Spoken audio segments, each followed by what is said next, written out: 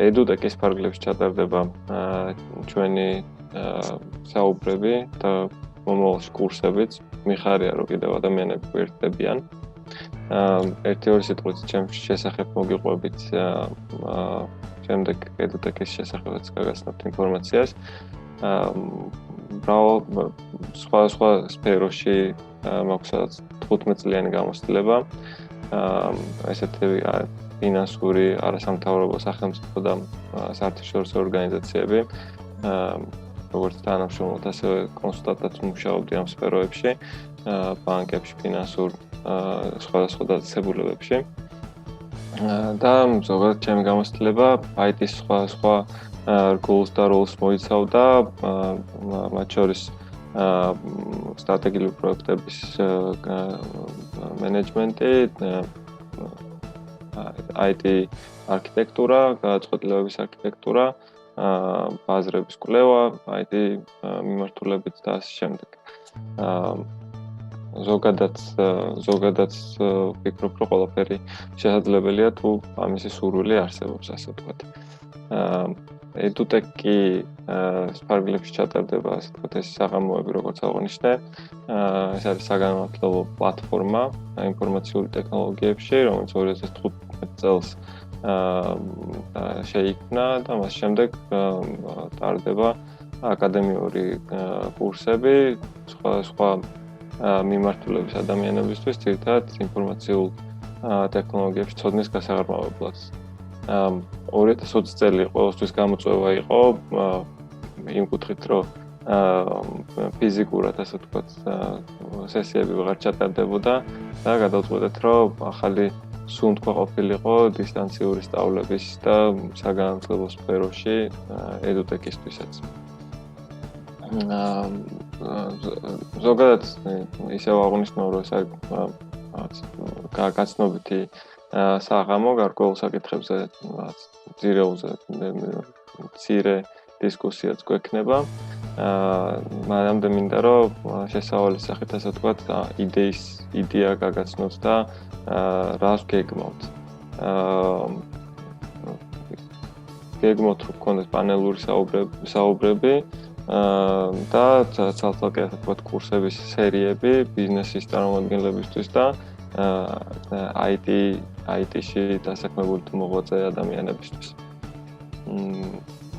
ეს პროექტი, ასე ვთქვათ, მე და ზურამ გადავწყვეტეთ, რომ გავუკეთებინა სერიად, იქიდან გამომდინარე, რომ დავინახეთ, ასე ვთქვათ, მრავალი პრობლემა ჩვენს ყოველდღიურობაშიც და ჩვენი კარიერის განმავლობაშიც. როგორც პირადი მიზნებისთვის IT-ის უпростоრად ინფორმაციულ საკომუნიკაციო ტექნოლოგიების გამოყენება, ასევე ბიზნესში. მთავარი პრობლემა რეალურად რაც არის და იმედს ვიქონიებ, რომ საბოლოო ჯამში ჩვენი მიზნებით, ასე ვთქვათ, შევამცირებთ ამ პრობლემას, არის განსხვავებული წესები და პირობები და შესაბამისად ღირებულებები IT-სა და ბიზნესის სხვა წარმომადგენლებს შორის. როგორც ასე ვთქვათ, პიროვნულად ადამიანური ფაქტორებიდან გამომდინარე, ასევე ტექნოლოგიებიდან გამომდინარეც. და ასე ვთქვათ, მიზანი და მისია არის ის, რომ ეს ღრმული, ასე ვთქვათ, ამოვავსოთ განათლებით ორივე მხარეს. მინდა რომ რამოდენიმე ასე ვთქვათ, წუთი დავუთმო მცირე საუბარს, რის მე ვეცდები, რომ ინტერაქციული გავხადო ჩვენი საღამო და ეს ასეთ თემა შევარჩიეთ ინფორმაციულ საკომუნიკაციო ტექნოლოგიების როლი ბიზნესის წარმატებისთვის. ძალიან მცირედ ვეცდები, რომ ასე ვთქვათ, გამოვხატო პრობლემას და მეტნაკლებად საით უნდა ვიაროთ და როგორ უნდა ვიაროთ იმისთვის, რომ ეს ზოგადად პრობლემა არ არსებობდეს. ამაზე ერთი-ორი სიტყვით ვეცდები, რომ მოვყვე. ზოგადად დავიწყებ იქიდან, რომ რა არის ინფორმაციულ საკომუნიკაციო ტექნოლოგიები. in a nutshell, ასე ვთქვათ. აუდიო და ვიდეო კონტენტი ჩაწერა და ასე შემდეგ. საკომუნიკაციო ნებისმიერი არხი, ეს იქნება ფიჭური კავშირი, ინტერნეტი, თუ ფაქსი თუ ასე შემდეგ, ნებისმიერ ძველებურის და თანამედროვეც რაც ზოგადად ციფრულთან არის ასოცირებული მონაცემები, ამ მონაცემების შეგროვება, შენახვა და დამუშავება. სულ ეს არის ზოგადად მთლიანად ეს სფერო. და მთავარი, ასე ვთქვათ, როდის ვეხებით ნებისმიერი ჩვენთაგანი, იმიტომ რომ ყოველ დღიურად არა, ყოველ საათობრივადაც არა, ყოველ წამიერადაც კი გვიწევს ამ ტექნოლოგიებთან შეხება. რა სახით, მაგალითად დისტანციურად სამუშაოზე გადავედით და გარემო რომ მოვიწყოთ, ყველაფერი უნდა იყოს ამ სფეროდან.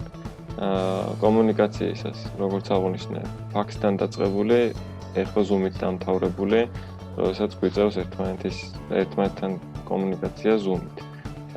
და ნებისმიერი პროდუქტის შეძენისას ძალიან იშვიათი, დღეს უკვე ძალიან იშვიათი გამონაკლისების გარდა პირდაპირ თუ ირიბად ზოგადად ვეხებით ინფორმაციულ საკომუნიკაციო ტექნოლოგიებს ან ბარათით გადახდისას, ან ონლაინ შეკვეთისას, ან თუნდაც მაღაზიაში, ან ნებისმიერ ასე ვთქვათ, მოვაჭრესთან რაიმეს ბარათით ყიდვით.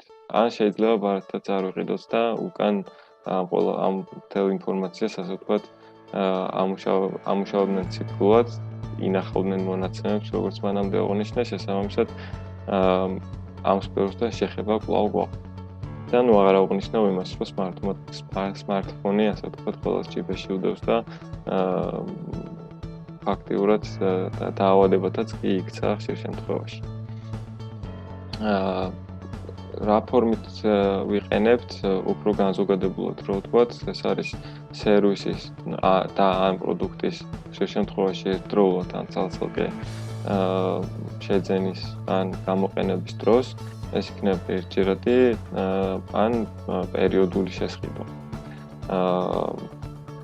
ალბათ აღარ ჩავუღრმავდები ამ თემას, ყველასთვის გასაგები იქნება, მანამდეც ვისაუბრე და ყველაზე მნიშვნელოვანი, ასე ვთქვათ, რაც საერთოდ გვინდა რომ წავიდეთ და ბიზნესში შევეხოთ, რისთვის იყენებს და რისთვის უნდა გამოიყენოს ბიზნესმა ინფორმაციულ საკომუნიკაციო ტექნოლოგიები.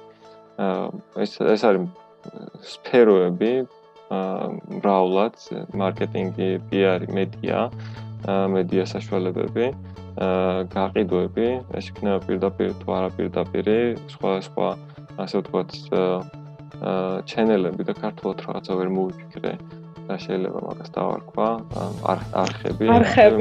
ხო, მაგრამ სწორად მე მგონი მაინც არ ასახავს იმ რეალობას პირდაპირ თარგმანის ამწუხაროდ. მადლობა. აღრიცხვა ანგარიშწორებისთვის, ანუ ფინანსები, მონიტორინგი და უსაფრთხოება, ეს ვიდეო კონტროლი იქნება თუ მონიტორინგის სხვა საშუალებები, იმისთვის რომ უსაფრთხოება დაიცვან და არა მარტო უსაფრთხოება ანალიზი გააკეთონ მონაცემების და აქ არ ვილაპარაკებ იმაზე, რომ big data-სთან შეხება და ასე შემდეგ. იმიტომ რომ შორს წაგვიყვანს სავარაუდოდ ასეთი მიმართულებით ამ დისკუსიის გაგრძელება, უბრალოდ ჯერ მონოლოგის პროცესების ავტომატიზაციისთვის რაღაცები იხატება ჩემთან? ხო. ყველასთან სავარაუდოდ. და შეფასება ანგარიშგება და მთლიანობაში ფინანსებისთვის. ბიზნესის წარმატებისთვის, ასე ვთქვათ, მთავარი ამოცანა და ჩემი გამოცდილებითაც და არა მარტო ჩემი გამოცდილებითაც არის ის, რომ ბიზნესმა ინფორმაციულ საკომუნიკაციო ტექნოლოგიები ზოგადად გამოიყენოს როგორც ხელსაწყო.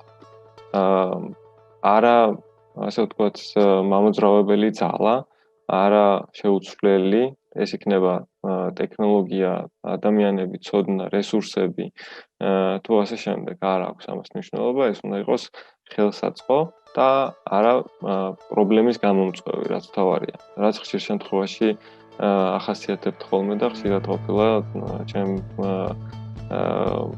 მოღვაწეობის პერიოდში, რომ ინფორმაციულ-საკომუნიკაციო ტექნოლოგიებში არსებული ნებისმიერი პროდუქტი ან რაიმე რესურსი შეიძლება აღიქვან როგორც პრობლემის გამომწვევი ან რაიმე რისკის შემცველი შეიძლება იყოს, რა თქმა უნდა, და ამას თავის რისკების დაზღვევა და ასე შემდეგ აქვს, მაგრამ ამოსავალი წერტილი, რაც ყველაზე მნიშვნელოვანია, რომ პირველ რიგში ეს გავითავისოთ, რომ ეს ასე არ არის. და რისთვის ან წარმატებული ბიზნესისთვის როგორ უნდა გამოვიყენოთ ინფორმაციულ-საკომუნიკაციო ტექნოლოგიები.